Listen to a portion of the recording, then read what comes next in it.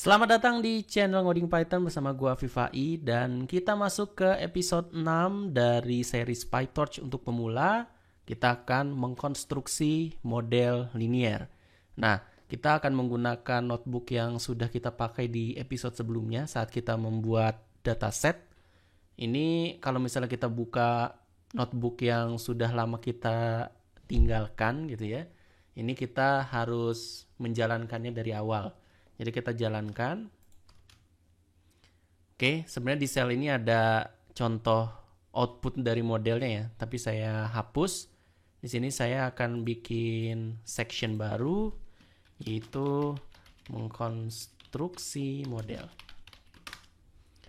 Di episode sebelumnya kita sudah membahas mengenai kelas linear.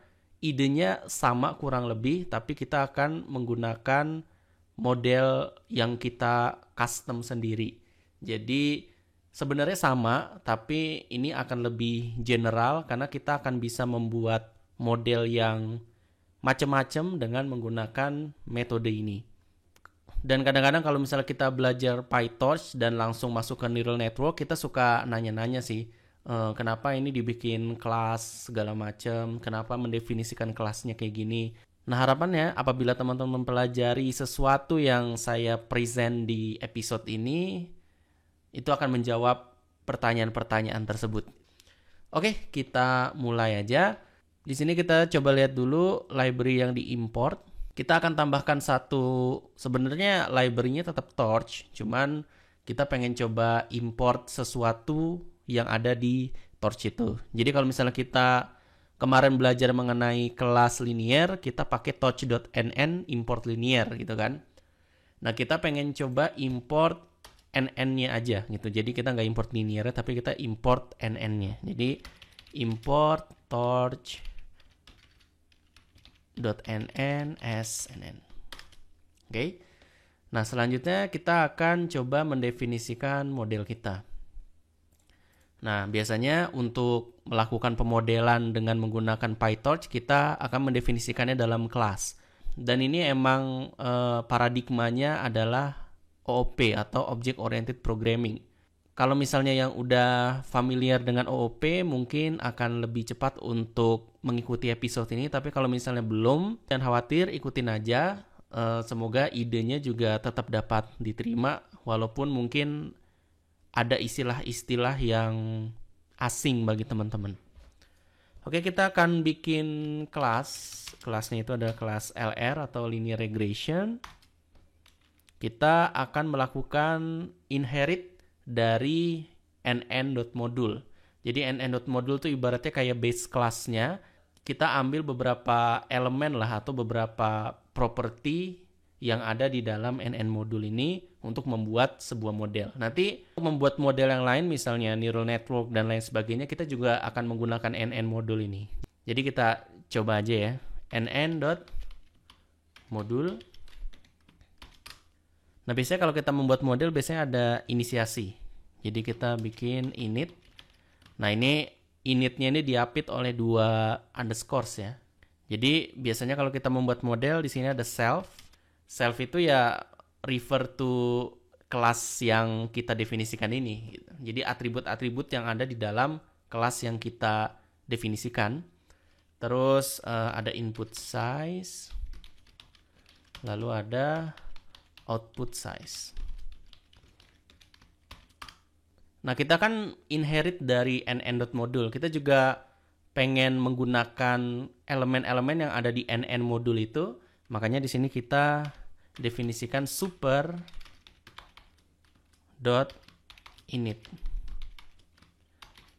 Oke, selanjutnya kita akan membuat kelas linear. Nah, kelas linear ini kita tahu ada di modul nn.linear. Nah, kita pengen kelas linear ini menjadi atribut dari kelas LR kita. Jadi kita lakukan self.linear sama dengan nn.linear input size output size. Kalau teman-teman ingat kan di episode sebelumnya, nn linear itu butuh 2 parameter, yaitu n features input dan n features outputnya. Oke, ini juga sama. Jadi cara mendeklarasikannya cukup mirip. Nah, selanjutnya kita definisikan metode forward. Forward ini artinya ketika kita masukin X atau masukin data, maka dia akan mengkalkulasikan dengan AX plus B kalau misalnya datanya cuma satu fitur. Jadi intinya kita masukin data ke dalam formulasi linear regressionnya. Nah, di sini fungsinya walaupun inputnya hanya X, tapi karena dia adalah fungsi yang berada di dalam kelas, maka kita tambahkan self dulu di depannya. Baru X. Nah, kita tulisnya prediction ya. Pred sama dengan self.linear X. Terus kita return pred. Oke, ini adalah kelas dari linear regression. Nah, selanjutnya kalau misalnya kita pengen mengkonstruksi si linear regression dengan menggunakan kelas ini, kita tinggal lakukan seperti ini. Misal, model sama dengan LR dengan in features-nya katakanlah 1 dan out features-nya 1. Kita enter. Nah, ini kita sudah melakukan inisialisasi model atau konstruksi model dengan menggunakan kelas LR ini. Selanjutnya kita pengen lihat parameternya, parameter dari modelnya. Kita tinggal print dari model.parameters. Nah, ini karena dia bentuknya adalah generator, kita harus tambahkan list dulu di depannya. List model parameters. Perhatikan kurung buka dan kurung tutupnya. Nah, di sini bisa kita lihat ini adalah inisialisasi dari modelnya. Jadi ada dua ya. Ada W-nya dan ada bias-nya. Makanya di sini ada dua parameter lah. Yang ini adalah parameter W-nya atau parameter A-nya kalau misalnya formulasinya AX plus B. Dan ini adalah parameter biasnya. Oke, selanjutnya kita pengen coba masukin data ke dalam model kita. Jadi misalnya kita definisikan X ini adalah torch.tensor. Nah, ini walaupun datanya cuma 1 ya, tapi harus didefinisikan di dalam sebuah vektor. Jadi di sini kita tambahin kurung list ya, kurung siku 1.0. Lalu kita lakukan print model.forward cx. Nah, ini adalah hasilnya. Jadi 1 dikali 0,0827 ditambah 0,0836. Nah, selanjutnya kita pengen coba lakukan visualisasi dulu ya. Jadi kita pengen coba plot si model yang inisialisasi dulu. Nah, selanjutnya nanti model ini di train, terus kita plot lagi, terus kita lihat perbandingan antara model awal dengan model setelah di train. Nah, sebelum kita melakukan plotting, kita harus mengambil nilai parameternya ini ke dalam sebuah variabel. Nah, misal kita ambil A, B, karena kemarin kita contohnya pakai A sama B ya, AX plus B. Sebenarnya yang lebih umum tuh W ya, WX plus B atau W1, W2, W3, W4. Tapi nanti teman-teman sesuaikan aja. Kalau misalnya nanti satu waktu saya menggunakan W, itu maksudnya sama dengan si A ini. Oke, A sama B sama dengan model.parameters. Nah, kita lihat A-nya bentuknya masih berada di dalam list dan B sama juga di dalam list ya. Tapi kalau yang A di dalam list 2 dimensi, yang B ini dalam 1 dimensi. Kita coba bikin sebuah fungsi sederhana, yaitu get params. Return A00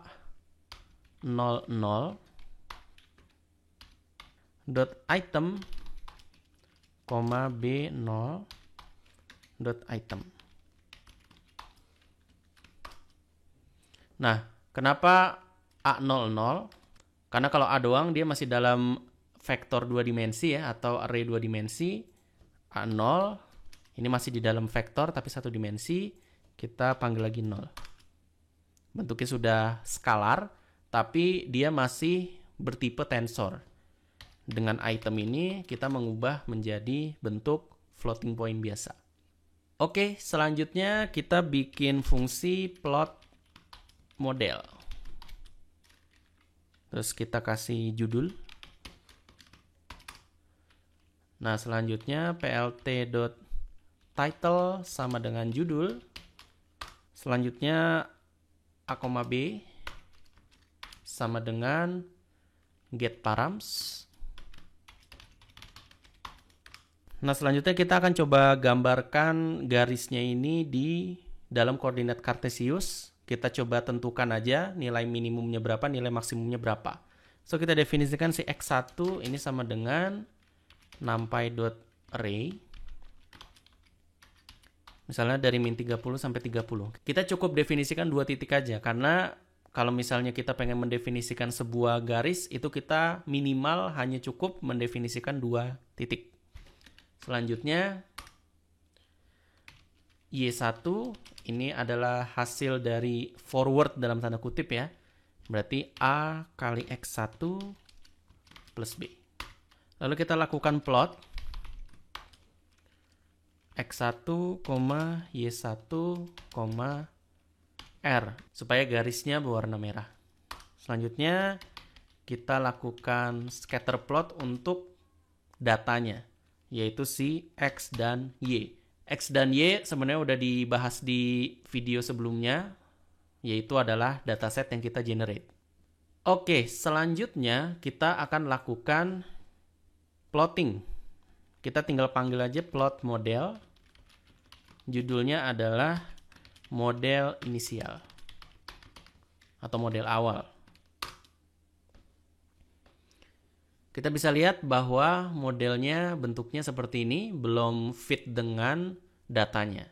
Nah, di video selanjutnya nanti kita akan coba melakukan training model yang sudah kita definisikan di video ini, supaya model ini akan fit dengan datanya sesuai dengan simulasi yang saya berikan di video episode sebelumnya. Terima kasih telah menonton video ini. Jangan lupa like dan share video ini supaya video ini bisa lebih bermanfaat untuk orang-orang banyak. Kalau ada pertanyaan, kritik, dan saran bisa teman-teman tulis di kolom komentar di bawah. Dan jangan lupa juga subscribe channel ini supaya channel ini bisa memberikan konten-konten yang berkualitas dan bermanfaat. Sampai jumpa di video selanjutnya.